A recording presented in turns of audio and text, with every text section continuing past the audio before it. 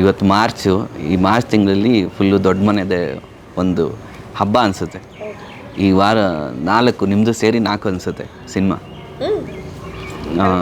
ಕರ್ನಾಟಕದಮ್ಮನ, ಜಾಕಿ, ಐಡೆನ್ಸಿ, ಯುವ.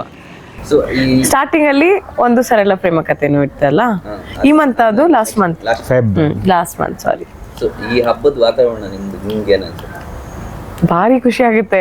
ನಾನು ಒಂದು ಅಂದರೆ ನಮ್ಮ ಫ್ಯಾಮಿಲಿಯಲ್ಲಿ ಹೆಣ್ಮಕ್ಳು ಸಿನಿಮಾದಲ್ಲಿ ಮಾಡಿರಲಿಲ್ಲ, ನಾನು ಮೊದಲನೇ ಹೆಜ್ಜೆ ತಗೊಂಡಿದ್ದೆ. ಸೊ ಈ ಥರ ಒಂದು ಸಿಚುವೇಶನ್ ಬರುತ್ತೆ ನನ್ನ ಲೈಫಲ್ಲಿ ಅಂತ ನಾನು ಅಂದ್ಕೊಂಡಿರಲಿಲ್ಲ. ಅಂದರೆ ಅವರೆಲ್ಲ ಸಿನಿಮಾ ರಿಲೀಸ್ ಆಗಬೇಕಂದ್ರೆ ನಂದು ಒಂದು ಸಿನಿಮಾ ಬರುತ್ತೆ ಅನ್ನೋ ಒಂದು ಸಿಚುವೇಶನ್. ಸೊ ಅದೇ ನನಗೊಂದು ದೊಡ್ಡ ಬ್ಲೆಸ್ಸಿಂಗ್ ಅಂತ ಹೇಳಬೇಕು. ಈಗ ಯುವಾಸ್ ಅವ್ರದ್ದು ಸಿನಿಮಾ ರಿಲೀಸ್ ಆಗ್ತೈತೆ, ಎಕ್ಸ್ಪೆಕ್ಟೇಷನ್ ಹೇಗಿದೆ? ಏನಾದರೂ ಗ್ಲಿಮ್ಸ್ ಏನಾದರೂ ನೋಡಿದ್ದೀರಾ? ಇಲ್ಲ, ನಾ ಯಾವುದು ಗ್ಲಿಮ್ಸ್ ನೋಡಿಲ್ಲ. ಒಂದು ಸಾಂಗ್, ಫಸ್ಟ್ ಸಾಂಗ್ ರಿಲೀಸ್ ಆಯಿತು, ಒಬ್ಬನೇ ಶಿವ ಒಬ್ಬನೇ ಯುವ.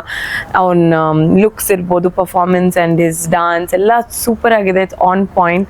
ಸೊ ನೋಡಿದ್ರೆ ಇನ್ನೂ ನೋಡ್ತಾ ಇರಬೇಕು ಅನಿಸುತ್ತೆ. ನಾನು ಕೂಡ ಐ ಆಮ್ ವೇಟಿಂಗ್. ನೀವು ಯುವರಾಜ್ ಅವ್ರನ್ನ ಅಂದರೆ ಇಡೀ ಅವರ ಅಭಿಮಾನಿಗಳು ಕರೆಯೋದಾದ್ರೆ ಜೂನಿಯರ್ ಪುನೀತ್ ಸರ್ ಅಂತಲೇ ಕರೀತಾರೆ. ನಿಮ್ಗೆ ಆ ವಿ ಪಾಯಿಂಟಲ್ಲಿ ಕಾಣಿಸ್ತಾರ ನಿಮ್ಗೆ ಅನ್ಸ್ದಂಗೆ?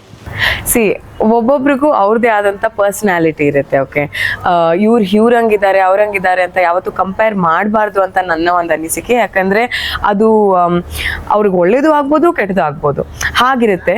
ಸೊ ಅವನದೇ ಆದಂಥ ಒಂದು ಪರ್ಸ್ನಾಲಿಟಿ ಇದೆ, ಅದು ನಿಮಗೆ ಯುವದಲ್ಲಿ ಇವಾಗ ಕಾಣುತ್ತೆ. ಸೊ ಅದನ್ನು ನೀವು ಅಪ್ರಿಷಿಯೇಟ್ ಮಾಡಿ. ಯಾಕಂದರೆ ಸಾಂಗ್ ಇರೋ ಥರನೇ ಒಬ್ಬನೇ ಶಿವ ಒಬ್ಬನೇ ಯುವ, ಒಬ್ಬರೇ ಪುನೀತ್ ರಾಜ್ಕುಮಾರ್, ಒಬ್ಬರೇ ಡಾಕ್ಟರ್ ರಾಜ್ಕುಮಾರ್, ಹಾಗೆ ಇರೋದು.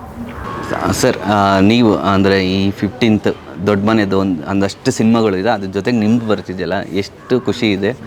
ತುಂಬಾ ಖುಷಿ ಇದೆ. ಅಪ್ಪು ಸರ್ ಸಿನಿಮಾ ಅವತ್ತು ರಿಲೀಸ್ ಮಾಡ್ತಿದ್ದಾರೆ, ಅವ್ರ ಜೊತೆಗೆ ನಮ್ಮದೊಂದು ಸಿನಿಮಾ ರಿಲೀಸ್ ಆಗ್ತದೆ ಅಂತ ಒಂದು ತುಂಬಾ ಖುಷಿ ನನಗೆ. ಎಲ್ಲ ಸಿನಿಮಾಗೂ ಒಂದೇ ಥರ ಗೆಲುವು ಸಿಗಬೇಕು.